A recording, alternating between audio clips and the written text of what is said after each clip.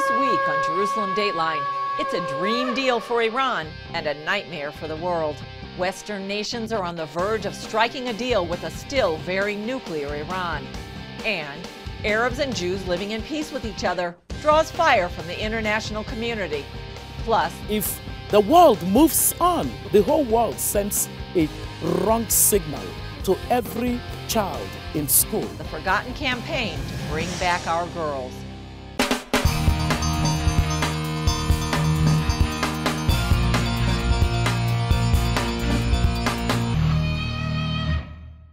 Hello and welcome to this edition of Jerusalem Dateline. I'm Julie Stahl, filling in for Chris Mitchell. President Obama is defending the Iran nuclear deal in the face of tough criticism from Israel and its supporters. He's also facing stiff opposition from Capitol Hill. Leading lawmakers say the deal is dangerous and should be scrapped. Dale Hurd has that story. President Obama is defending the Iran deal as a once-in-a-lifetime opportunity, telling the New York Times, "This is our best bet by far to make sure Iran doesn't get a nuclear weapon." The agreement includes what the White House says would be unprecedented inspections and monitoring of Iran's nuclear facilities for at least 20 years. It would mean Iran will have to roll back its nuclear programs, dismantle equipment, and make sure major plants are only for civilian use. And in exchange, economic sanctions against Iran would be lifted over time. But there's a problem. The deal being described by Washington is not the deal being described by Iran. In fact, Iran has formally complained that the agreement the White House is selling to the world is not what was actually accepted by Iran in the talks. And Israeli Prime Minister Benjamin Netanyahu warns that the deal threatens the survival of Israel. He says he's not opposed to a deal with Iran, but is opposed to a plan that leaves its nuclear program in place and gives it a path to a nuclear bomb. I'm not trying to kill any deal. I'm trying to kill a bad deal. And you say it's a historic decision, a historic deal. It could be a historically bad deal because it leaves the preeminent terrorist state of our time with a vast nuclear infrastructure. Remember, not one centrifuge is destroyed. Thousands of centrifuges will be left spinning uranium. Meanwhile, the White House has already begun an aggressive campaign to sell the deal to a skeptical Congress. Many details are unknown at this point, and so I don't know how anyone could really ascertain whether this is something good or bad yet for the American citizenry. Until they stop their provocative behavior, I think we'd be nuts to give them more money and more capability. President Obama has vowed that Iran will not get a nuclear weapon on his watch. But Arab allies fear the White House deal will destabilize the region, creating a nuclear arms race. The White House says a so-called international mechanism will verify that Tehran doesn't cheat on the agreement, and that cannot be reassuring to Congress. Both sides will now work to finalize the agreement by the end of June. Dale Hurd, CBN News. Hezbollah leader Hassan Nasrallah is praising the pending nuclear deal between international powers and Iran. The Lebanese terror group Hezbollah is considered Iran's proxy. In an interview, Nasrallah said the deal would pave the way for Iran to become more influential, especially in its backing for what he called the Palestinian resistance. Iran backs the Palestinian terror groups Hamas and Islamic Jihad. Nasrallah also called on neighboring Arab countries to make sacrifices in any future conflict with Israel. U.S. and Middle East officials are warning that Iranian involvement in Yemen could lead to a greater regional war in the Middle East. Steps are being taken to stop the Iranian advance, but are they too little too late? Gary Lane has the story. The U.S. has stepped to the sidelines, leaving it up to countries like Turkey and Iran to try to block Iran's bids for power throughout the region. On Tuesday, Turkey President Erdogan met with Iranian President Rouhani in Tehran to sign some economic cooperation agreements, but they also talked about bringing peace to Yemen. We both believe that we have to witness the end of war and bloodshed in Yemen as soon as possible. A full ceasefire must happen in Yemen, and other countries should stop their attacks on Yemen.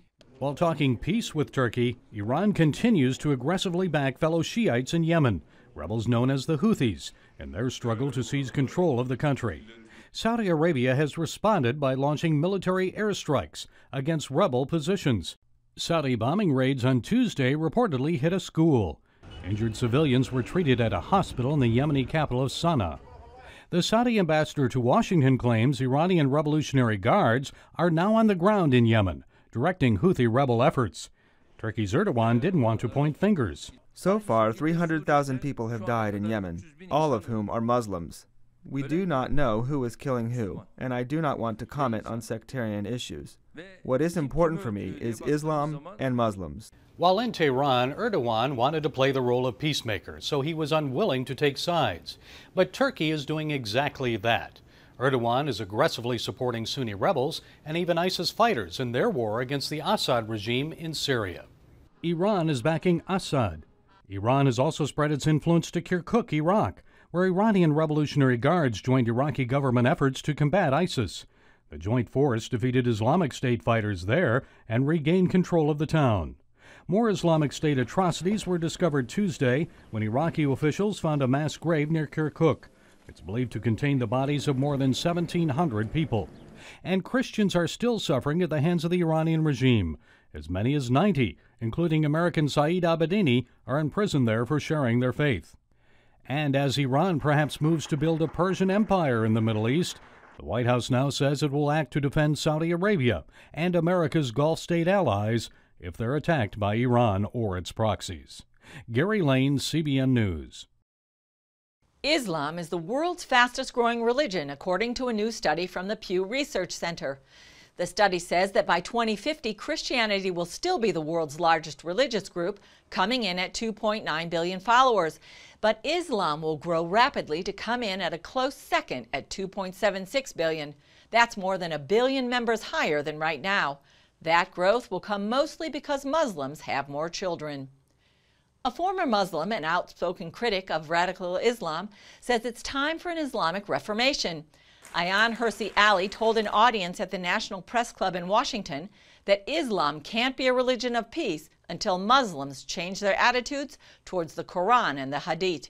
She believes now may be the perfect time for that change to start. These despotic states that before the Arab Spring found refuge only in repression are now coming to understand that they have to take Islamic extremism head on. But these governments, the King of Jordan, you name it, they all feel threatened by Islamic extremism.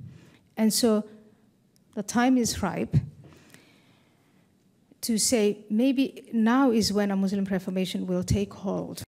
Hirsi Ali also labeled the Obama administration's Middle East strategy as incoherent and described the current situation with ISIS and radical Muslims as a clash of civilizations. Many of the topics she covered are from her most recent book, Heretic: The Case for a Muslim Reformation. A lesson in coexistence at one of the top Israeli universities. It would seem that you could be a model between Jews, Arabs, whatever. Is that true? Hopefully, I think so. Of course. Hear why these students are living in peace with each other.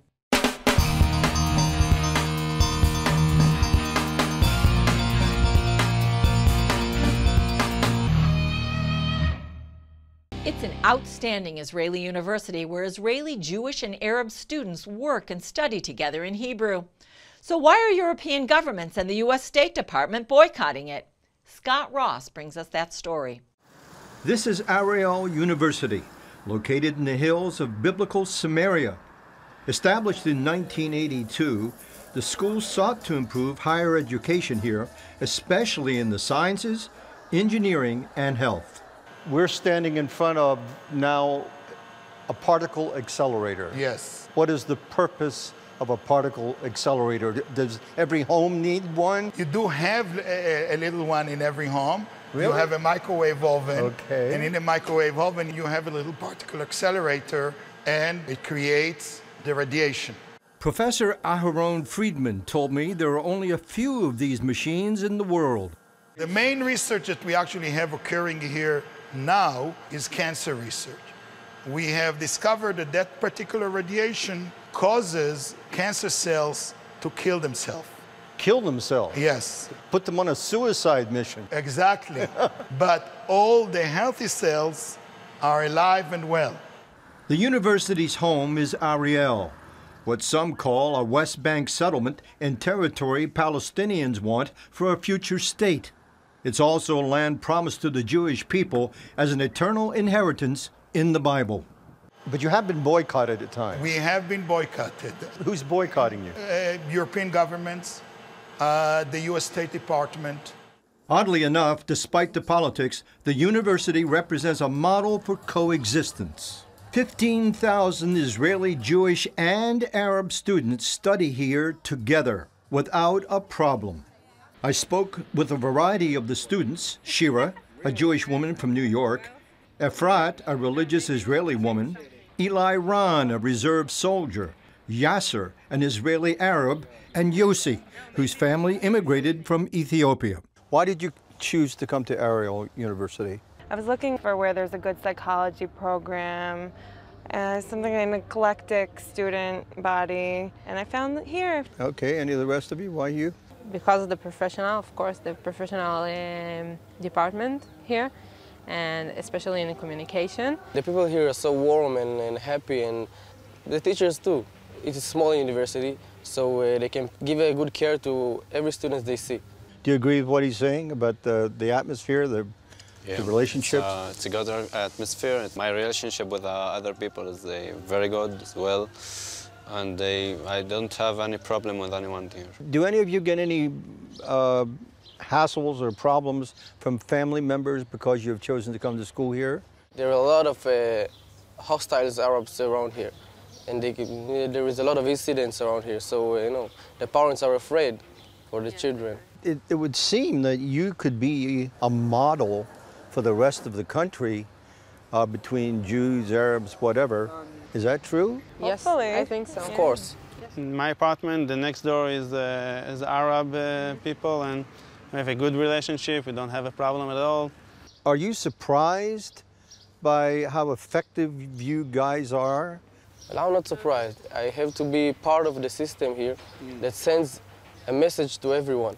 The thing is that people remember this place from bad times, harsh times when things were rough, or bad publicity in the news, but no one really comes here to see what's happening, so they don't really know. Well, that's why we're here. No, maybe we will change something. Yeah. No, because I think that people really think that it's a very hard or not a safe place, but it's not true. Chancellor Yigal Cohen Orgad credits the university's success to creating an informal atmosphere where students see each other eye to eye. Do you have many conflicts here in the university? Thanks God, not at all. We passed in Israel 2 intifadas, this university. There was no one evening or one day of tension between Jews and Arabs that study here.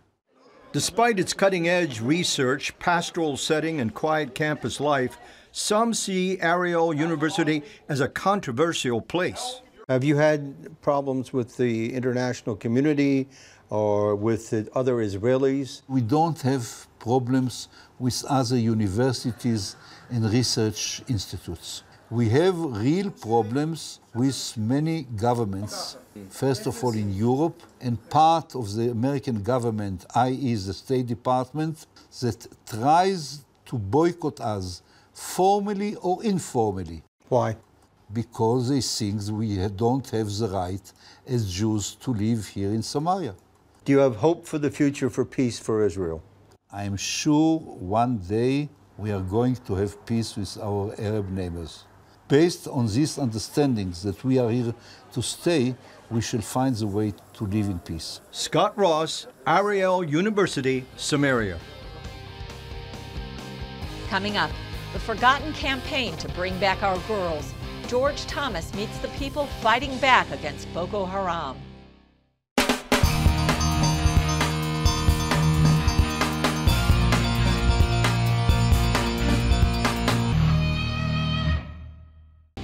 The radical Islamic group Boko Haram has been terrorizing Nigeria for the last several years.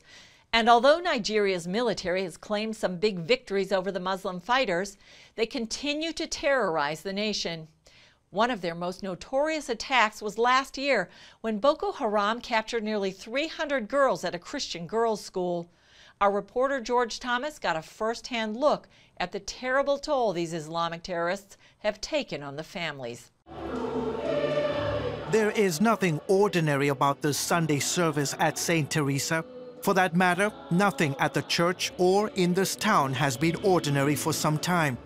St. Teresa is in Yola, Nigeria, where people fleeing the Islamic terror group Boko Haram now outnumber residents of the city. 3,000 of them are taking shelter at St. Teresa's, including many girls like Abigail John, who were held captive by Boko Haram for weeks. John was held for a month before she escaped. They said we would be married off as soon as we got well and that they would marry us to their members who are single. We never thought we would regain our freedom. St. Teresa houses more internally displaced people, or IDPs, than any other church in Adamawa State. And now this place of worship turned refugee center has become a safe haven for survivors to tell their stories. For some of them, it's very painful to go through this process of even telling what happened to them. But gradually, they are able to open up and to talk freely, to feel accepted and to feel that the world has not turned its back on them. 20-year-old Dorcas Aiden was another of those caught by Boko Haram. She, along with 50 other Christian girls, were kidnapped and forced to study Quranic verses and say daily Muslim prayers. They showed us videos on laptops every day, and they are showing us the way they are killing people, killing soldiers. And they say if they catch you ladies, they will marry the ladies, and if they catch a man, they will kill the man. Aiden's family knows how fortunate they are to have their daughter back. I had no hope that I would get Dorcas back. That was my fear. Today, this father's prayer and that of many at the church are for the Chibok girls. A year ago next month, Boko Haram fighters kidnapped 276 girls, mostly Christian, from a school in Chibok. 57 escaped, but 219 are still being held. We cannot be a society that would move on when 219 young women that went to acquire knowledge are nowhere to be found. The girls' abduction drew global protests and launched the Twitter hashtag campaign, Bring Back Our Girls. But since then, the plight of those girls has been largely forgotten. Who are we?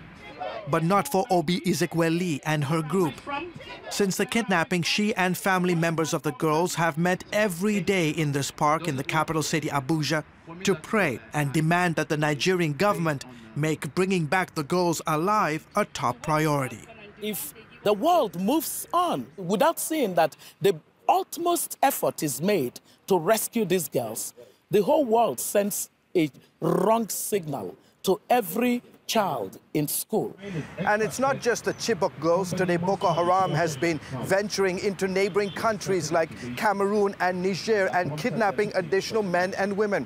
It continues to show the brazenness of this group as they attempt to turn Nigeria, Africa's most populated country, into an Islamic emirate. Now, the concern is that Boko Haram could turn the Chibok girls into suicide bombers. Weeks after they were kidnapped, Boko Haram deployed their first ever female suicide bomber. Since then, several girls, including a 7-year-old, were used in suicide attacks, killing hundreds of people.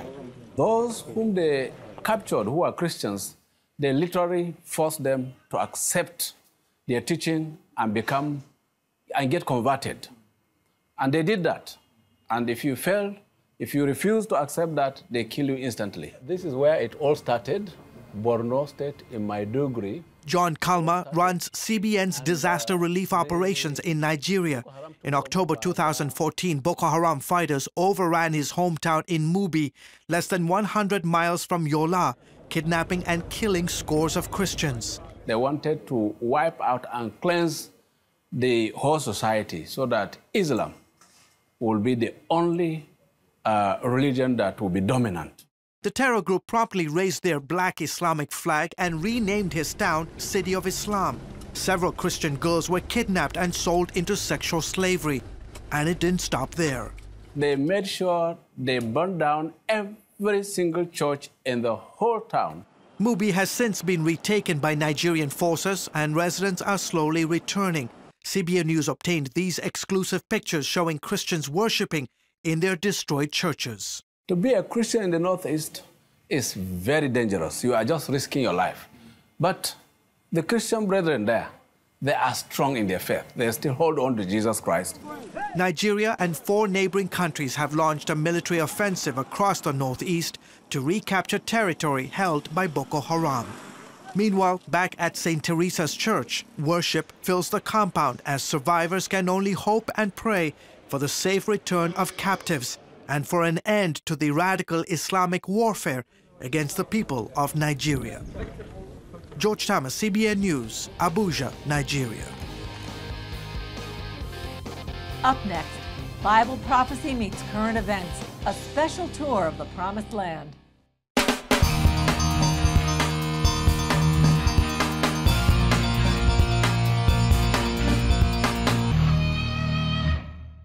Tens of thousands of Israelis and Jews from around the world packed the Western Wall Plaza during the Passover holiday to participate in an ancient biblical tradition. The Birkat HaKohanim, or priestly blessing, comes from the book of Numbers, where God commands Moses and Aaron to bless the children of Israel.